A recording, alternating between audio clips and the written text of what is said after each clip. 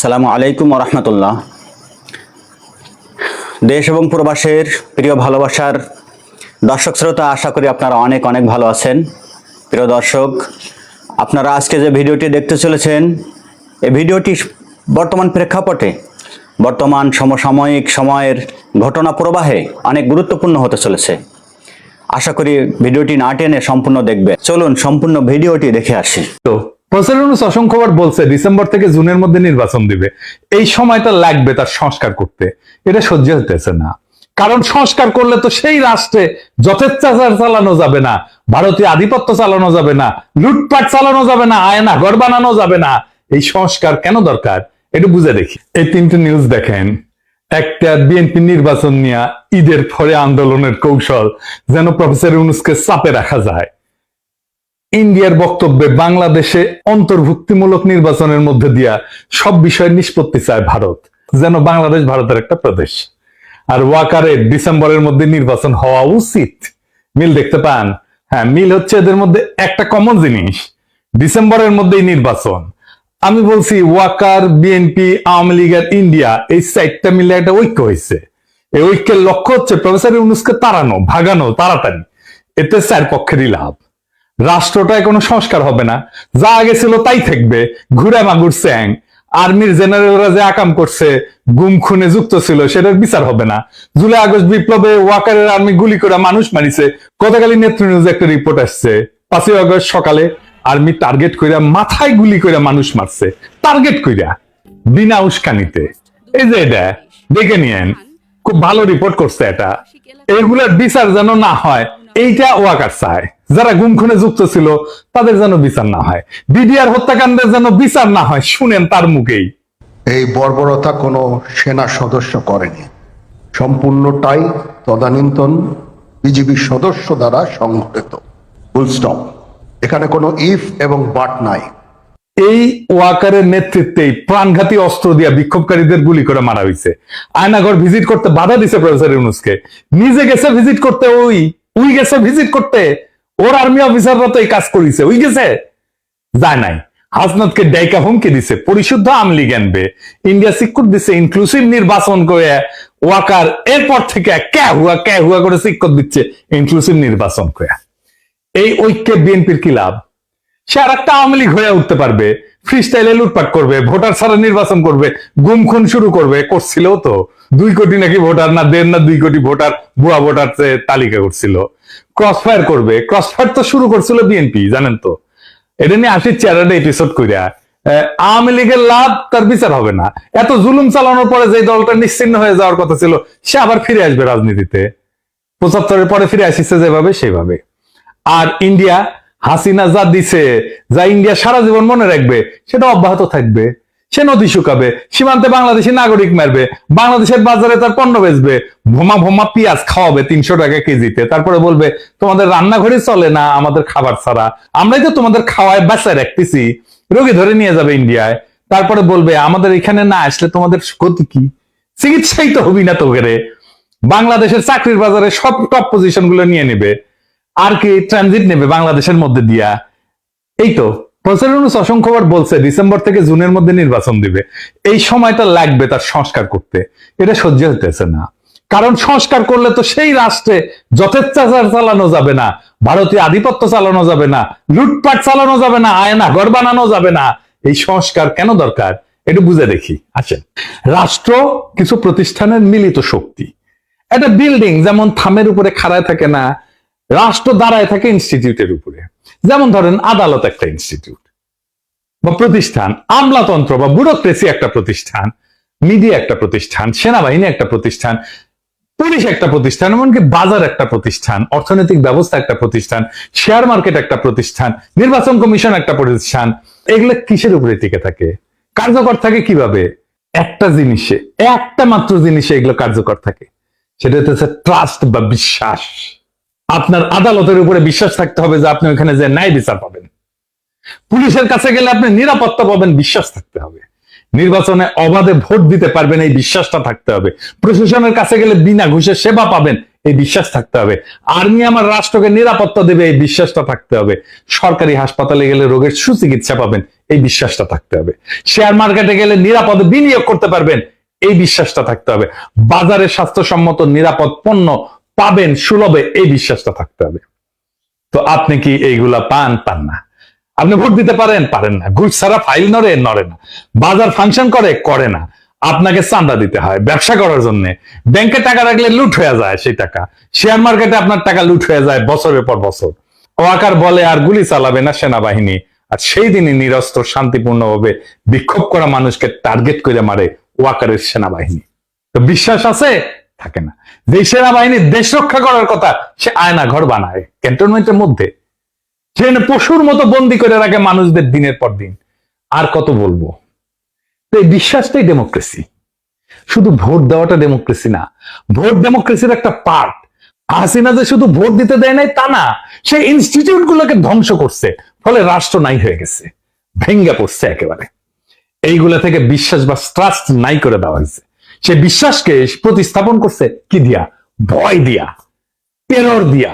ডেমোক্রেসির মধ্যে বিশ্বাসকে ভয় দিয়া প্রতিস্থাপন কইরা স্বৈরাচার হয়, ফ্যাসিবাদ হয়।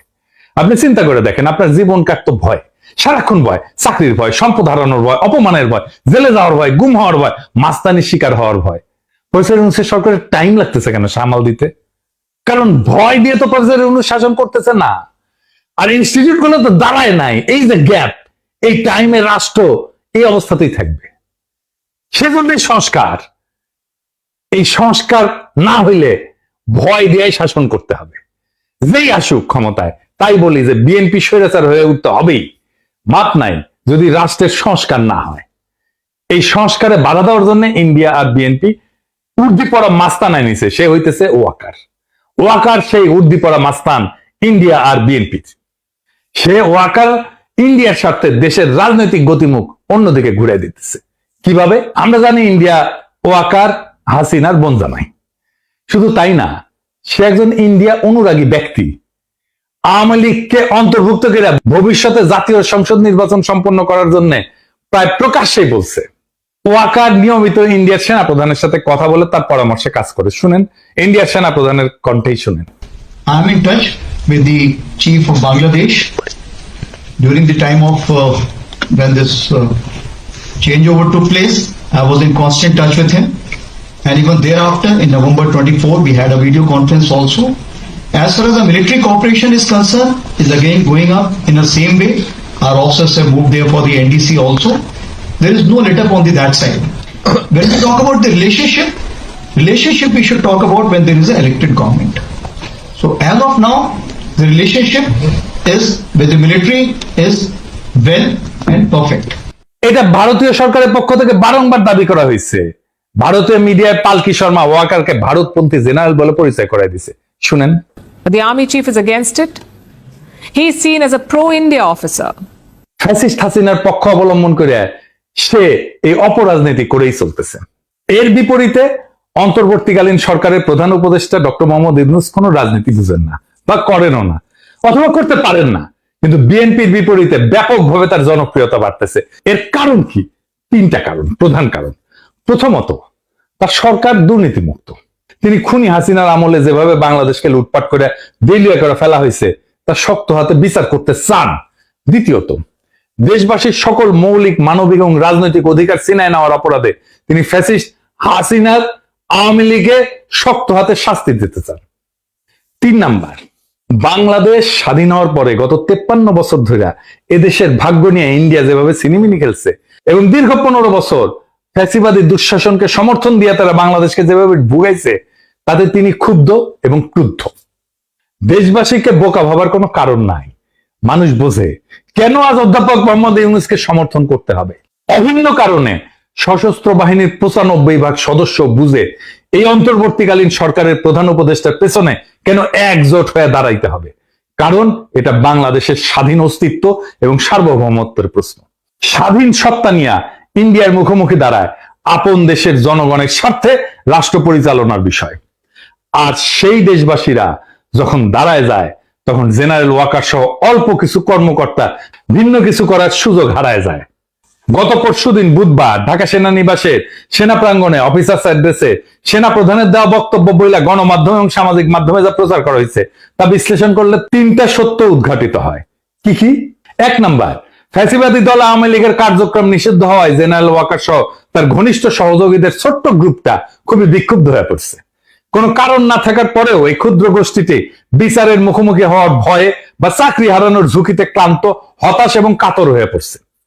দ্বিতীয়ত, সেই কারণে তারা অন্তর্বর্তীকালীন সরকারের সংস্কার কার্যক্রম, রোহিঙ্গা প্রত্যাবর্ষণের লক্ষ্যে গৃহীত পদক্ষেপ এবং জুলাই ঘোষণা এবং প্রোক্লেমেশনকে বাধাগ্রস্ত করার উদ্যোগ নিছে। তৃতীয়ত, সরাসরি জাতীয় স্বার্থের বিরুদ্ধে অবস্থান নিয়ে এই গোষ্ঠীটি শত্রু ভাবাপন্ন ইন্ডিয়ার স্বার্থকে অগ্রাধিকার দিচ্ছে। প্রতিবেশী এই দেশটার পক্ষ নিয়ে তাদের এজেন্ট হিসেবে বাংলাদেশ বিরোধী কার্যক্রমে লিপ্ত জনধিকৃত ফ্যাসিস্ট দলটিকে সঙ্গে নিয়ে সকল দলের অংশগ্রহণের মধ্য দিয়া অন্তর্ভুক্তিমূলক জাতীয় সংসদ নির্বাচনের তত্ত্ব হাজির কইরা প্রধান উপদেষ্টার উপর চাপ সৃষ্টি করতেছে। জাতীয় স্বার্থ বিরোধী অন্তর্ঘাতমূলক অপকর্মে জড়িত জেনারেল ওয়াকার চক্র ইন্ডিয়ার পাশাপাশি বিএনপিকে তাদের সাথে যুক্ত করতে পারছে। লক্ষ্য করলে দেখবেন, একদিকে ইন্ডিয়া একের পর এক বাংলাদেশের স্বার্থ বিরোধী নানান ব্যবস্থা নিচ্ছে, অন্যদিকে বিএনপি দেশব্যাপী অস্থিতিশীলতা সৃষ্টি করার লক্ষ্যে লাগাতার ভাবে নানা ক্ষতিকর কর্মসূচি দিয়ে যাচ্ছে। সেনাপ্রধান, ইন্ডিয়া এবং বিএনপির মধ্যে আজ যে রাজনৈতিক সমঝোতা গড়ে উঠছে, এইটা তার ইঙ্গিত বা প্রমাণ।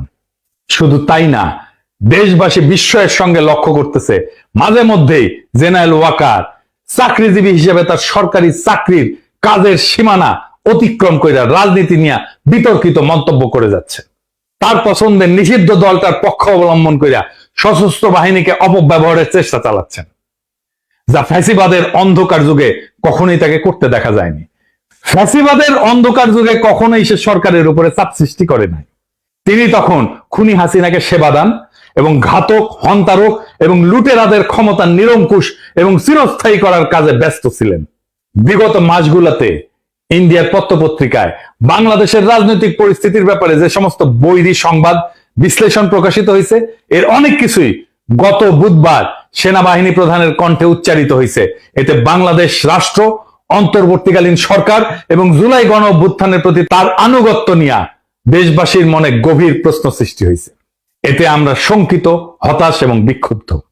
উদ্ভূত পরিস্থিতিতে আমরা অন্তর্বর্তীকালীন সরকারের প্রধান উপদেষ্টা অধ্যাপক মোহাম্মদ ইউনূসের কাছে দাবি জানাচ্ছি, গত বুধবার সেনা কর্মকর্তাদের উদ্দেশ্যে দেওয়া সেনা প্রধান জেনারেল ওয়াকারুজ্জামানের বক্তব্য অতি সত্বর রেডিও, টেলিভিশন সহ গণমাধ্যমে প্রকাশ করুন।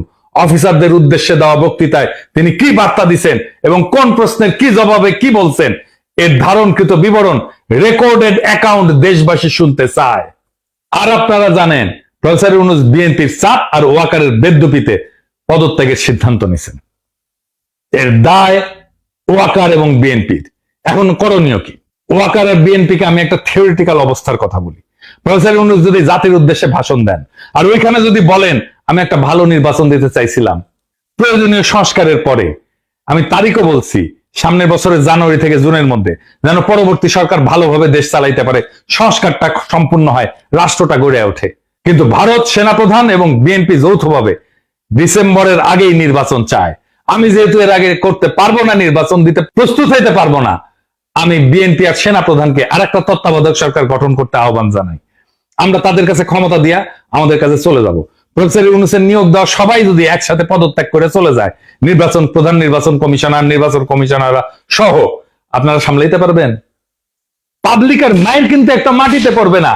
এরপর যদি জামাত আর এনসিপি নির্বাচনে না আসে কেমন হবে? নিজেরাই হাসিনা যেরকম হাত মারার নির্বাচন করেছিল ওরকম হাত মারার নির্বাচন করতে হবে। আপনারা ডিসেম্বর কেন, এই মাসে নির্বাচন করে ফেলেন, দেরি হলে লেট হয়ে যাবে।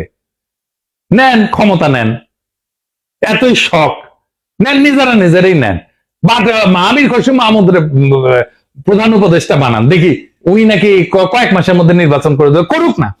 মির্জা ফখরুলকে প্রধান নির্বাচন কমিশনার বানিয়ে দেন। একটা ভাঙা রাষ্ট্রকে গুছাইতে সময় লাগে, আর সেই সময়টা দিতেই চায় না যারা ভাঙার কারিগর। ওয়াকার, ইন্ডিয়া, বিএনপি, আওয়ামী লীগ 4 জনে মিলে একটা অশুভ ঐক্য তৈরি করছে, যাতে রাষ্ট্রটা আর কখনো ঠিক না হয়, বিচার না হয়, সংস্কার না হয়, ইনস্টিটিউশন না দাঁড়ায়। ভয়টা থেকেই যায়, কারণ ভয় থাকলে তারা শাসন করতে পারবে। কিন্তু ভয় আর বিশ্বাস, এই দুয়ের মধ্যে বেছে নিতে হবে বাংলাদেশকে। আমরা কোনটা চাই? প্রফেসর ইউনূস ভয় দিয়ে শাসন করতে চায় না, তাই তিনি বলছেন সংস্কার ছাড়া নির্বাচন মানে প্রতারণা। অথচ ওয়াকাররা বলতেছে ডিসেম্বরেই ভোট করো। কেন?